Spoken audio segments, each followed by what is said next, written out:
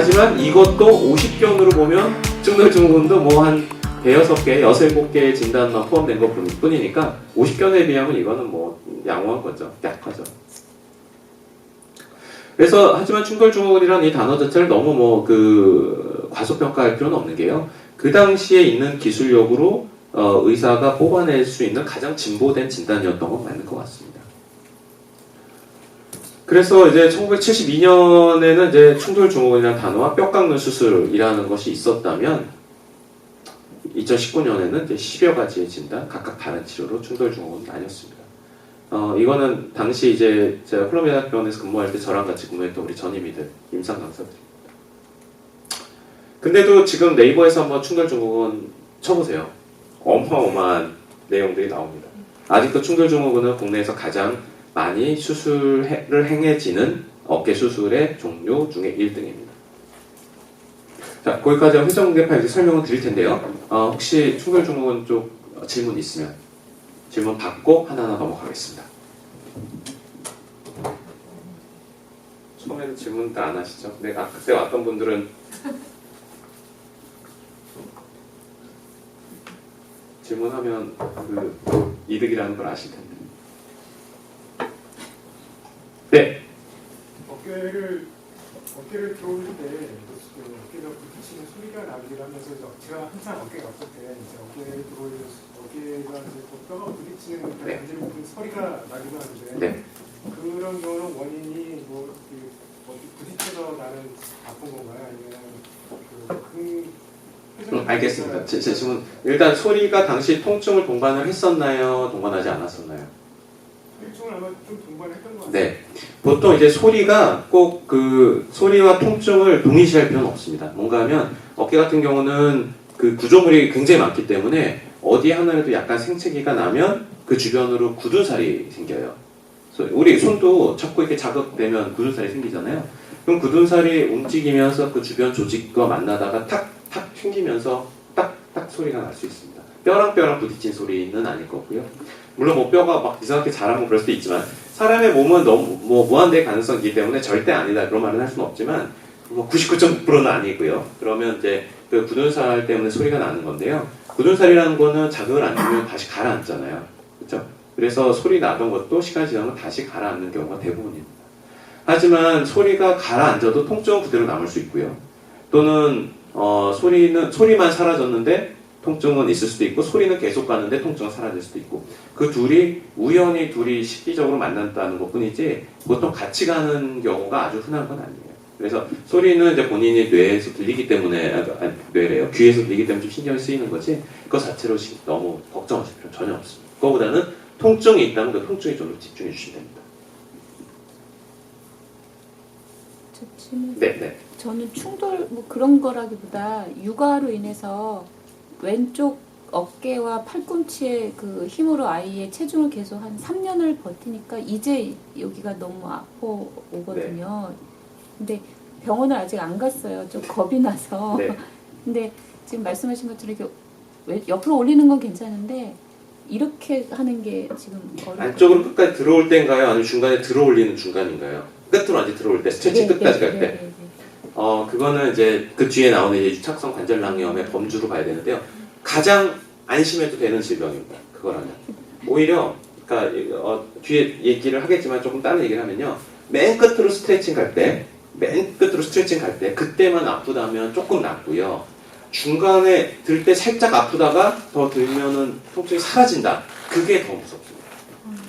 그러니까 이게 어깨는요, 많이 아플수록 병이 심해지지 않아요. 약간 중등도보다 약간 덜 아픈 어깨 통증이 가장 위험합니다. 아주 아픈 경우는 오히려 저는 환자한테 괜찮을 것 같아요. 라고 오히려 얘기하거든요. 괜찮을 것 같다는 건 뭐 환자가 아픈데 괜찮은 게 어디 있어요. 근데 이제 제가 괜찮다는 표현은 적어도 수술을 한다거나 이제 큰 치료나 큰 병으로 발전하는 건 아닐 가능성이 크다는 거죠. 그러면 이제 아까 말한 50견 중에 하나 또 충돌증후군 중에 하나인 회전근개 파열에 대해서 말씀드리겠습니다. 가운데 앉으세요. 가운데 많이 비어 있어요. 국내 회전근개 파열의 치료 건수가요. 2013년까지 2009년부터 있었는데 굉장히 많이 늘고 있습니다. 굉장히 많죠. 예, 막 2만 5천 명 너무 많습니다. 지금은 이거에 이미 한 2배가 넘었어요. 5만 명까지 가고 있는데요. 근데 이상하죠. 이렇게 왜 갑자기 한국에서 회전근개 환자가 늘지? 이상하지 않아요? 이게 늘 리가 없죠. 똑같겠죠. 이제 그거를 발견해내는 의사들의 이제 지식이 는 거라고 보시는 게 맞습니다. 그래서 그동안은 그거 하나, 네, 또는 어깨 아팠을 때 환자들이 병원을 찾는 빈도가 오히려 늘었다는 것 뿐이겠죠. 아까 말한 것처럼 아프면 그냥 원래 그러려니 하고 살던 사람들이 이제 병원을 찾기 시작한다는 겁니다. 그래서 회전근개는 이렇게 4가지 힘줄로 아까 이루어진다고 말씀드렸고요. 그 중에서도 저 위에 있는 이걸 이제 극상근이라고 합니다. 이제 극상근이 땡기면 이제 팔이 들어 올려지고, 아이고. 네, 극상근이 들면 이렇게 팔이 이렇게 들어 올려지고요. 이걸 왜 구태여 4개 중에서 하나만 얘기하냐면요. 이 회전근개 중에 이름이 다 있는데 다 외우실 필요는 없고, 그 중에 극상근이라는 놈이 제일 잘 끊어져요. 그래서 저거 하나만 제가 콕 집어서 극상근이라는 단어를 쓴 겁니다. 그림을 보시면 어깨 설명드릴게요. 모양이 보입니다. 머릿속에 상상하시는 것과 같은 모양이죠. 팔의 뼈랑 몸의 뼈랑 만나서 이루어지는 관절이 어깨 관절이고요. 그림과 똑같습니다. 이 관절을 뺑 둘러싸면서 근육들이 둘러싸고 있는 게 실제 우리 몸의 구조입니다. 오른쪽 그림처럼 근육들이 다 싸고 있기 때문에 관절이 눈에 보이지 않죠. 바깥에 근육이 싸고 있거든요. 이 근육이 총 4개가 있는데 이걸 다 합쳐서 우리가 회전근개라고 부릅니다. 이 회전근개의 4개 근육 중에서도요. 이 그림에서 가장 위쪽에 보이는 화살표 부분을 극상근이라고 얘기하고요. 보라색 화살표가 가리키는 앞쪽 부분을 견갑하근이라고 부릅니다. 이게 앞쪽을 보는 그림이기 때문에 이 그림에 안 보이는 뒤쪽에 2개의 근육이 더 있는데요. 저 화살표가 가리키는 부분에 2개의 근육을 합쳐서 총 4개의 근육이 있고 이것을 회전근개라고 부릅니다. 이 그림을 단면을 딱 잘라서 아주 단순한 그림으로 다시 그려보면 이제 오른쪽에 나오는 그림입니다. 오른쪽 그림은 왼쪽의 회전근개 중에서도 가장 위쪽에 극상근 하나만 보이게 되는데요. 그 이유는 회전근개 파열 중에 가장 흔하게 파열되는 근육이 바로 극상근이기 때문입니다. 바로 저 화살표가 가리키는 근육이 극상근입니다. 극상근 중에서도 저 화살표가 가리키는 부분이 이제 근육 부분이거든요. 이 근육이 저 까만색 화살표를 쭉 따라서 뼈 쪽으로 진행을 하면서요. 힘줄로 바뀌고 힘줄이 이제 뼈에 붙게 되는 이제 그런 구조입니다. 즉 근육에서부터 힘줄로 이행을 하고요. 그 힘줄이 뼈에 붙는 구조다. 이제 그게 극상근의 구조다라고 이해를 하시면 됩니다. 저 빨간색 화살표 보이시죠? 저게 바로 이제 힘줄 부분입니다. 좀 약간 황색 화살표가 이제 근육이고요. 그런데 왜 힘줄을 이렇게 강조를 하느냐? 저 힘줄이 뼈에 붙는 부분이 보이실 겁니다. A와 B 사이라고 이해하시면 되는데요. 저 부위, 제가 화살표로 동그라미 한 부위 있죠. 저 부위가 바로 파열이 가장 잘 일어나는 부위이기 때문에 제가 저렇게 강조를 한 번 더 하는 겁니다. 그러면 도대체 파열이 일어나면 어떤 식의 모양이 이루어지느냐? 그게 바로 오른쪽의 그림입니다. 보다시피 그 붙어있던 힘줄이 뼈에서부터 떨어져서 올라가 있는 걸 볼 수 있습니다. 그럼 이걸 우리가 뭐라 그러냐? 말 그대로 극상근 파열이죠. 근데 극상근은 회전근개의 4개의 근육 중에 하나라고 했잖아요. 그래서 극상근 파열도 맞지만 우리가 아주 일반적으로 이런 것을 회전근개 파열이라고 합니다. 제가 초록색으로 그린 화살표를 보면 그 떨어진 부위, 그러니까 딱 표시가 돼 있죠. 저 부위가 바로 파열된 부위입니다. 그래서 회전근개 파열이 완전 파열이 이루어지면 저렇게 힘줄이 근육 위에서부터 떨어져서 저렇게 좀 위쪽으로 올라간다라고 이해하시면 되겠고요. 저 그림을 보다시피 저 정도로 벌어졌으면 우리가 꿰매서 다시 원래 자리로 이제 붙이고 꿰매는 수밖에 없겠죠. 언뜻 생각해도 이해가 되십니다. 그래서 회전근개 완전 파열은 수술로 복원하는 게 유일하게 좋은 방법이다라는 것을 좀 알아주시면 좋겠습니다. 하지만 저렇게 완전 파열이 돼서 딱 공간이 벌어지기 전까지는 꼭 수술하지 않아도 된다는 것도 같이 알아주시면 감사하겠습니다.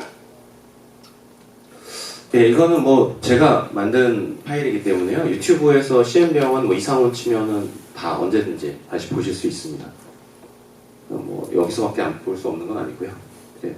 그래서 이제 회전근개 복원술이라는 게 어떤 건지 조금 이해를 시켜드리면요. 아까 말한 극상근인데요, 이게 톡 이렇게 끊어지면 이거를 이제 다시 여기다가 꼬매는 방법을 저희는 생각을 해야 됩니다. 그래서 이렇게 연결해서 딱 연결. 이게 뭐 회전계 고관술이. 어떻게 보면 뭐 굉장히 간단하죠. 이런 원리입니다. 원래 힘줄에다 다시 붙여주는 것. 이게 이제 회전계 고관술이고요. 만약 수술하지 않으면 그럼 어떻게 되냐? 저거 뭐 끊어진 채로 살면 안 돼? 라고 생각을 할 수도 있죠. 이게 만약 끊어졌는데 놔두면 이건 점점 알려 올라가고요. 이건 위에서 잡아주는 힘줄이 없기 때문에 점점 이게 팔이 위로 올라갑니다. 그러면서 이게 이 연골이 서로 아기가 맞지 않기 때문에 이제 관절도 다 망가지게 되죠. 물론 이게 끊어지자마자 바로 안 하면 이렇게 되는 건 아니고요. 저렇게 다 끊어지고 뭐 10년 동안 이제 방치하게 되면 이런 일이 벌어진다. 이렇게 되면 꼬맬 수도 없고 꼬매봤자 이 연골을 다 망가졌기 때문에 효과도 없고 이렇기 때문에 간혹 모든 환자에서는 아닙니다. 하지만 이렇게 완전 파열이 사람에 한해서는 좀 빠른 치료가 필요하다는 얘기를 항상 하는 거고요.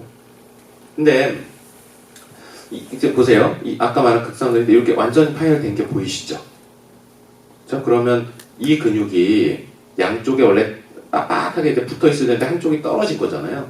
그럼 이 근육은 흐물흐물 힘을 못 씁니다. 그럼 어떤 일이 벌어지냐면 힘을 못 쓰는 근육은 마블링이 생겨요.